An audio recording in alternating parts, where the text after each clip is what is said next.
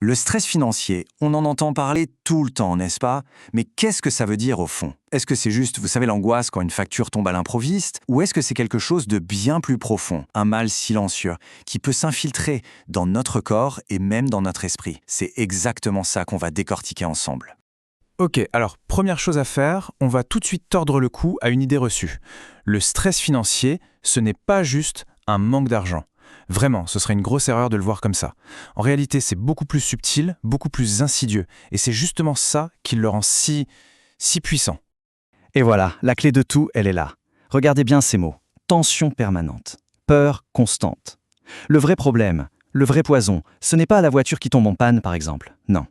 C'est la peur, chaque jour, qu'elle pourrait tomber en panne. Et surtout, la peur de ne rien pouvoir y faire. C'est comme un bruit de fond, une angoisse qui ne nous quitte jamais. On parle souvent du fardeau invisible. Et c'est un terme très juste. Parce que ce stress, eh bien, il ne se voit pas sur une radio. On ne le crie pas sur les toits. Et pourtant, pour des millions de gens qui vivent sans aucun filet de sécurité, chaque jour, c'est comme marcher sur un fil. Un exercice d'équilibriste vraiment au-dessus du vide. Et c'est là qu'on touche à une différence essentielle. Une crise financière ponctuelle, c'est un coup dur. Ok, on serre les dents, on trouve une solution, et ça passe. Mais le stress chronique, c'est tout autre chose. C'est comme avoir un colocataire qu'on déteste. Il est toujours là, il ne part jamais en week-end. Il s'installe tranquillement, en silence, dans nos pensées, à table avec nous, et même la nuit. Mais attention, ce fardeau invisible, il ne reste pas invisible éternellement, non. Parce qu'à force de peser sur notre esprit, il finit par laisser des marques, des traces bien réelles, bien physiques. Le corps, il encaisse, jusqu'au jour où, tout simplement, il dit stop. Alors, qu'est-ce qui se passe concrètement à l'intérieur de nous? C'est assez fascinant en fait. Notre cerveau primitif, le plus ancien, il est assez basique. Pour lui, il n'y a pas de différence entre un tigre qui va nous sauter dessus et une pile de factures qui s'accumulent. Une menace, c'est une menace. Point. Du coup, qu'est-ce qu'il fait? Il active l'alarme. Sauf que cette alarme, elle reste bloquée sur on, 24 heures sur 24. Et notre corps se retrouve inondé de cortisol, l'hormone du stress. Et les conséquences de cet état d'alerte permanent, les voilà. On ne parle pas de sensations juste dans la tête, on parle de symptômes bien réels qu'on peut mesurer. Le corps est constamment en mode survie et à ce rythme-là, il s'épuise. C'est logique. Et le plus fou, c'est que plein de gens souffrent de tout ça sans jamais faire le lien avec la source du problème, leur situation financière. Bien sûr, l'impact ne s'arrête pas là, au corps. Le stress financier, il s'attaque aussi à notre santé mentale. Et là, c'est souvent d'une manière encore plus sournoise. La charge mentale, elle devient juste écrasante. L'angoisse est là en permanence, même sans raison apparente. Chaque petite tâche du quotidien, se lever, préparer un repas, ça devient une montagne. On perd patience, on n'arrive plus à se concentrer. Et puis tout doucement, il y a cette petite voix qui s'installe. Celle qui murmure, c'est de ma faute. Et ça, c'est la voie royale vers l'épuisement, le burn-out. Cette phrase, elle résume tout. C'est vraiment le cœur du problème. C'est ce moment précis où l'argent n'est plus juste un outil pour vivre. Il devient un jugement permanent sur notre valeur en tant que personne. Et ça, c'est un poison terrible pour l'estime de soi. Mais alors on peut se demander, si ça fait si mal, pourquoi on n'en parle pas? Pourquoi c'est si dur? Tout simplement parce que l'argent, c'est encore un immense tabou. Avouer qu'on a des difficultés, c'est un peu comme avouer qu'on est incompétent, qu'on a échoué, alors la honte s'installe. Et avec la honte vient le silence. Et ce silence, il isole. Et il ne fait qu'aggraver les choses.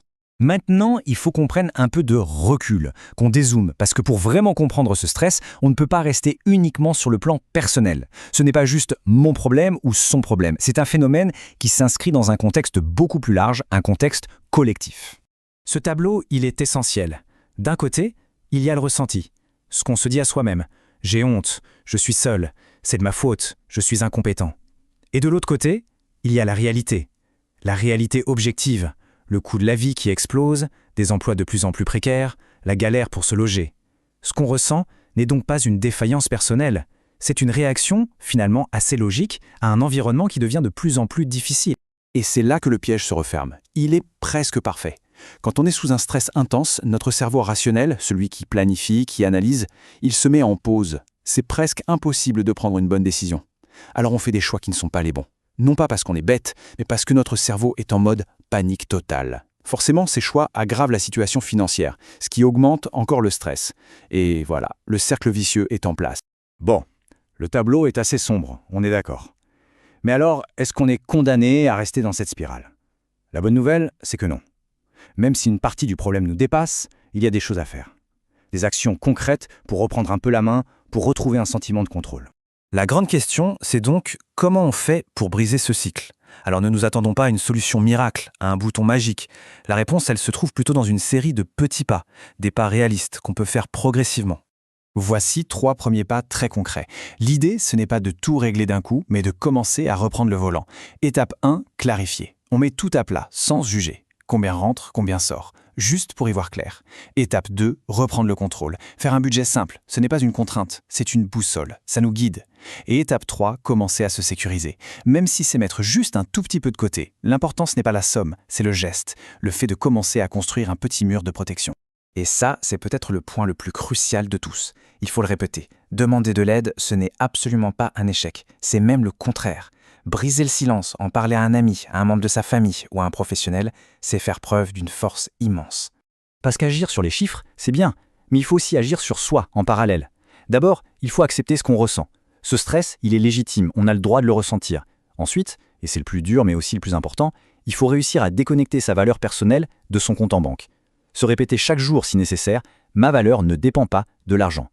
Et enfin, trouver des petites choses qui aident à gérer le stress au quotidien, comme la respiration ou un peu d'activité physique.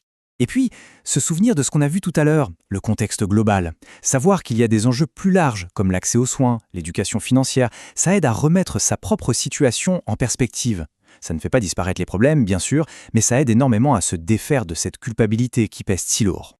Alors pour résumer, s'il y a 3 choses à retenir, ce sont vraiment celles-ci. D'abord, on n'est pas seul. Des millions de gens ressentent cette pression, même s'ils n'en parlent pas. Ensuite, avoir des difficultés financières, c'est un problème, oui, mais ce n'est pas un échec en tant que personne. Et enfin, il existe des solutions. Pas de baguette magique, mais des chemins réalistes et progressifs. Finalement, prendre soin de sa santé, ce n'est pas juste faire attention à son alimentation ou à son sommeil. C'est aussi oser regarder en face ce poids invisible que l'argent peut faire peser sur nos vies. Le reconnaître, c'est la toute première étape, la plus importante, pour commencer à s'en libérer.